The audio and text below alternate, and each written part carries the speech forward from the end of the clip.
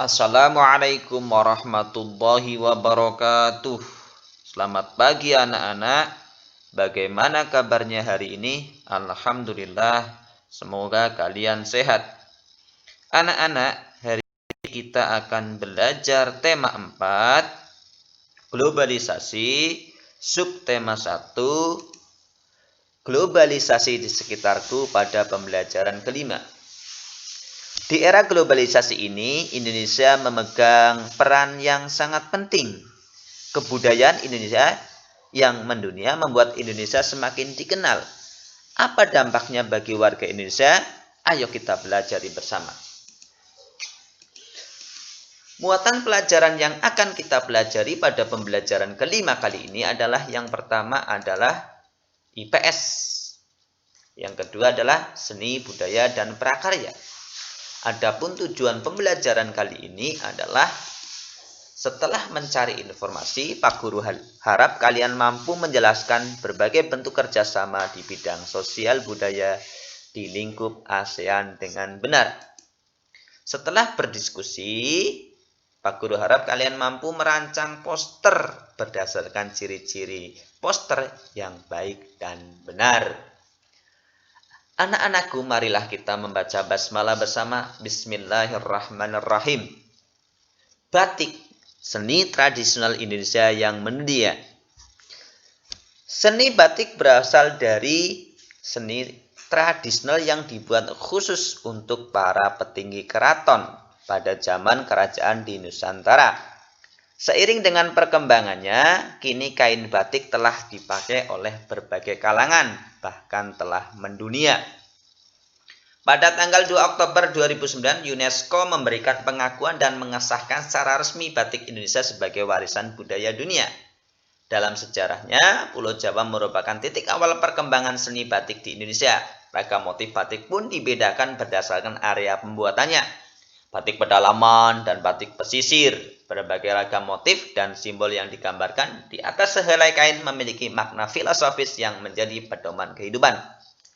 Kerumitan dalam proses pembuatan, kekayaan ragam dan makna yang terkandung dalam batik Indonesia menjadi daya tarik bagi warga dunia. Melalui berbagai pemeran seni tradisional yang diadakan di dalam dan luar negeri, batik Indonesia semakin dikenal dan diminati. Bahkan beberapa tokoh dunia gemar mengenakan pakaian dengan motif batik Indonesia setelah mengenalnya sebagai tanda mata ketika berkunjung di Indonesia. Mendiang Nelson Mandela, Afrika Selatan ya. Misalnya, beliau kerap menggunakan batik Indonesia dalam kesehariannya. Saat ini, batik karya pengrajin tradisional mengalami lonjakan pemesan dari mancanegara untuk pasar dunia. Salah satu strateginya yang dilakukan oleh pengrajin batik untuk menembus pasar dunia adalah membuat kreasi motif dan warna yang disesuaikan dengan selera calon pembeli di negara tujuan. Kelestarian batik sebagai seni tradisional harus terus dikembangkan dan dipelihara untuk meningkatkan daya jual dan kesejahteraan pengrajinnya. Coba sekarang secara berpasangan tulislah hal yang kamu ingin ketahui lebih lanjut tentang keberadaan batik di Indonesia di dunia dalam bentuk pertanyaan. Coba buat pertanyaan. Pak Guru contohkan. Apa alasan UNESCO memberikan pengakuan dan mengesahkan secara resmi batik Indonesia sebagai warisan budaya dunia? Nah, tentu kalimat ini ada jawabannya. Tentu UNESCO tidak mengakui kalau tidak ada kriteria ya, karya dan filosofisnya. Apa jawabannya kira-kira? Ya, UNESCO mengakui batik sebagai warisan dunia karena memenuhi kriteria antara lain kaya dengan simbol dan makna filosofi kehidupan rakyat Indonesia. Hambatan apa yang dihadapi produsen batik Indonesia di pasar lokal dan internasional? Kira-kira hambatannya apa? Ini perlu dijawab. Nah, misalnya hambatannya sumber daya manusianya. Kadang-kadang anak muda sekarang tidak minat untuk membatik. Terus teknologinya perlu diperbarui ya. Tidak stabilnya harga bahan baku dan munculnya kain tekstil bermotif batik asal negara lain, misalkan China.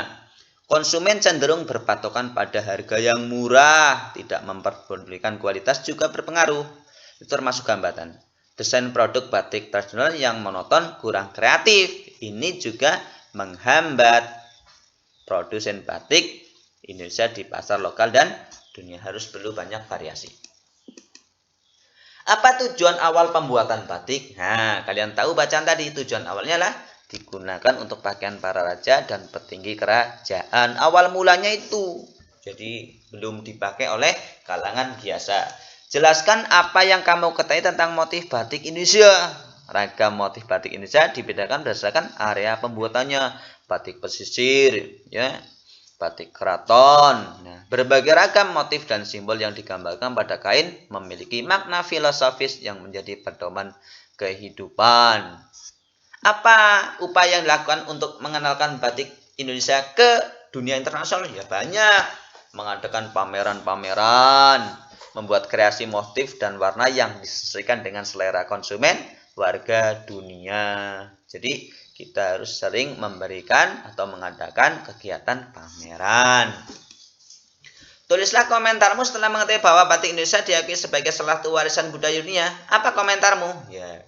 Sebagai warga negara Indonesia, kita patut bangga memiliki produk yang menjadi ciri khas bahasa Indonesia yang menjadi salah satu warisan budaya dunia. Ya, sebagai warisan budaya milik Indonesia yang telah diakui dunia melalui badan PBB yaitu UNESCO. Aku bangga. Tulislah simpulanmu menggunakan 3 kalimat tentang bacaan tadi. Bacaan tadi apa simpulannya? Nah, batik pada awalnya dipakai para petinggi kerajaan. Itu yang pertama. Batik Indonesia diakui dunia dan disahkan oleh UNESCO. Ya, bisa. Batik dapat meningkatkan kesejahteraan pengrajinnya. Ini kesimpulan dari tadi. Ya. Tuliskan arti kata mendunia pada teks tersebut. Nah, mendunia itu menembus pasar dunia. Batik sudah dikenal di dunia internasional, diakui oleh UNESCO, badan PBB. Kerjasama apa yang dilakukan Indonesia untuk mengenalkan batik ke mancanegara? Nah, kerjasamanya ya apa? Mengadakan festival budaya ASEAN dan pertukaran budaya di Asia Tenggara. Ini salah satu cara kerjasama untuk mengenalkan batik. Terus soal yang terakhir, apa manfaat yang dirasakan ketika batik semakin dikenal? Dapat meningkatkan penjualan dan mensejahterakan pengrajinnya. Ini termasuk manfaat ketika batik semakin dikenal. Kita lanjutkan. Nah, ini adalah kerjasama dalam bidang kebudayaan.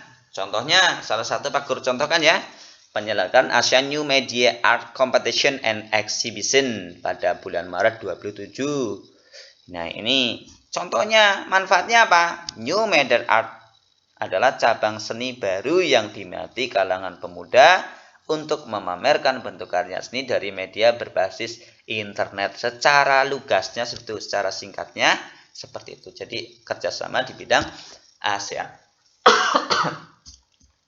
Kemudian apa lagi? Nah, kita akan membuat poster. Tapi sebelum kita merancang poster, sebaiknya kamu tahu apa itu poster. Nah, poster ada reklame berupa selembaran kertas yang berisi gambar dan tulisan, dibuat semenarik mungkin dan ditempatkan di tempat yang strategis. Bisa juga dikatakan poster media publikasi yang terdiri atas tulisan, gambar, atau kombinasi antar keduanya dengan tujuan memberi informasi kepada khalayak ramai. Bagaimana poster yang baik atau kriteria poster yang baik? Adanya tema dan tujuan yang jelas dibuatnya poster itu. Yang kedua, kalimat singkat, menarik, dan mensugesti apa? Mempengaruhi para pemirsa atau pembaca. Disertai gambar malah lebih menarik lagi, ya. media yang digunakan harus tepat. Jangan memasang poster di tempat-tempat yang tidak strategis. Pak Guru contohkan gambar posternya ini.